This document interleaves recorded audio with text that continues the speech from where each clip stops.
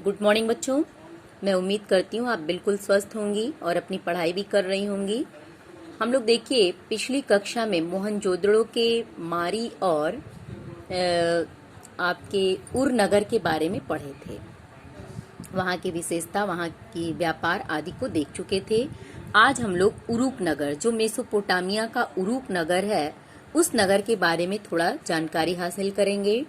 और देखिए जो एक एक टॉपिक आपको बताया जा रहा है, इसी टॉपिक में से छोटे छोटे प्रश्न कैसे बनते हैं, या मान लीजिए आपको लघु प्रश्न के रूप में या विस्तृत प्रश्न में ये भी दे सकता है कि मेसोपोटामिया के उरूक नगर के बारे में आप विस्तार से लिखिए।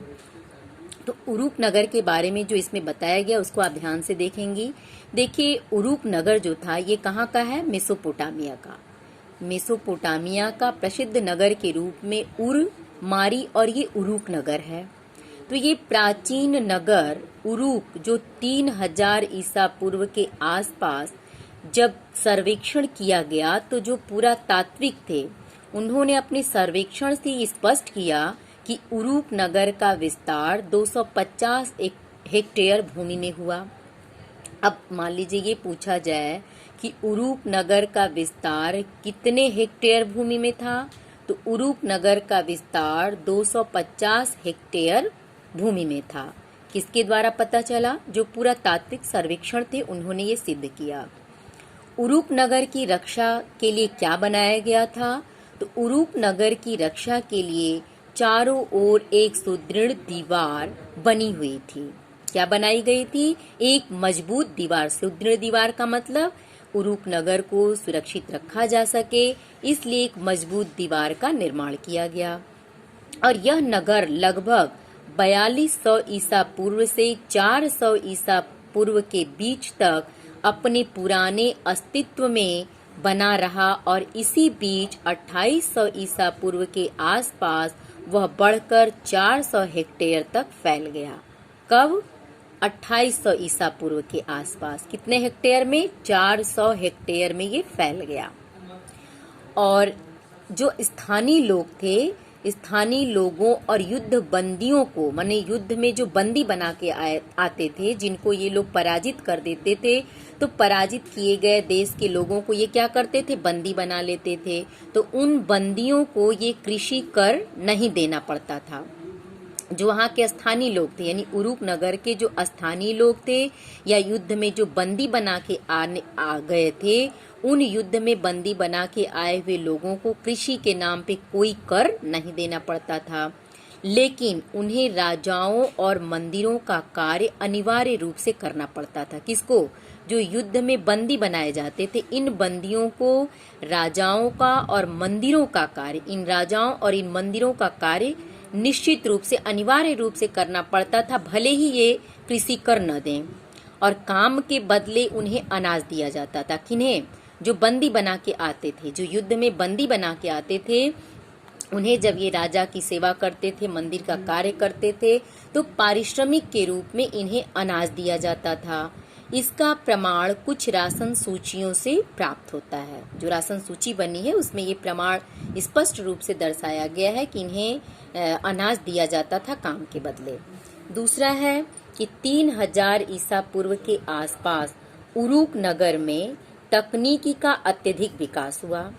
बड़े बड़े कमरों की छतों के बोझ को संभालने के लिए वास्तुविदों ने ईंटों के स्तंभों को बनाना सीख लिया।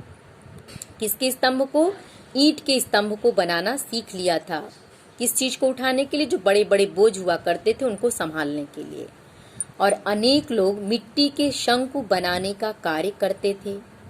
शंकु माने जो कोन होता था, तो मिट्टी का कोन अर्थात शंकु बनाने का कार्य भी ये लोग करते थे। और इन शंकुओं का प्रयोग कहाँ होता था? मिट्टी से बने हुए शंकु का प्रयोग मंदिरों की दीवारों में होता था। मूर्ति कला के क्षेत्र में भी काफी प्रगति हुई उरूक नगर में। वह इसमें सरलता से उपलब्ध चिकनी मिट्टी के स्थान पर आयातित पत्थरों का प्रयोग किया जाने लगा। जो ये शंकु बनाए जाते थे, शंकु को बनाने के लिए केवल चिकनी मिट्टी का ही प्रयोग नहीं होता था। चिकनी मिट्टी के स्थान पर जो ये लोग बाहर से पत्थर मंगाते थे, हमने पढ़ा था ना कि आयात में ये लकड़ी, अच्छे किस्म के पत्थर, सोना, चांदी, कांसा, रांगा आदि मंगाते थे। तो जो ये आयात करते थे किसका? पत्थरों का। तो इन पत्थरों का प्रयोग ये शंकु बनाने में भी करते थे। प्रौद्योगिकी के क्षेत्र में युगांतकारी घटना उस समय घटी जब कुम्हार के चाक का निर्माण हुआ। यानी इस उरूक नगर में ही कुम्हार के चाक का निर्माण इन्होंने किया, मेसोपोटामिया के लोगों ने, जो इससे बड़े स्तर पर बर्तनों को आसानी से बनाने में सफलता मिली। अर्थात जो प्रौद्योगिकी के क्षेत्र में उरूक नगर में किसका निर्माण हुआ? चाक का। तो इस चाक के निर्माण का फायदा क्या हुआ? चाक के निर्माण का ये फायदा हुआ कि बड़े स्तर पे अधिक संख्या में मिट्टी का बर्तन बनाने में इन्हें काफी सफलता मिलने लगी। तो देखिए उरूक नगर के बारे में हम लोग क्या क्या पढ़े।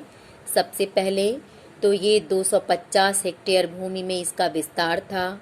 इसकी सुरक्षा के लिए चारों ओर से एक मजबूत दीवार बनाई गई थी और लगभग 2800 ईसा पूर्व में इसका 400 हेक्टेयर में विस्तार हो गया था।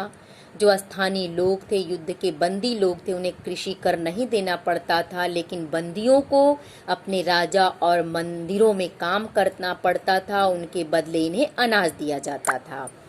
उरूक नगर के आसपास जो प्रौद्योगिकी विकास हुआ उनमें छतों पर बोझ को संभालने के लिए ईंटों के स्तंभ का निर्माण किया गया।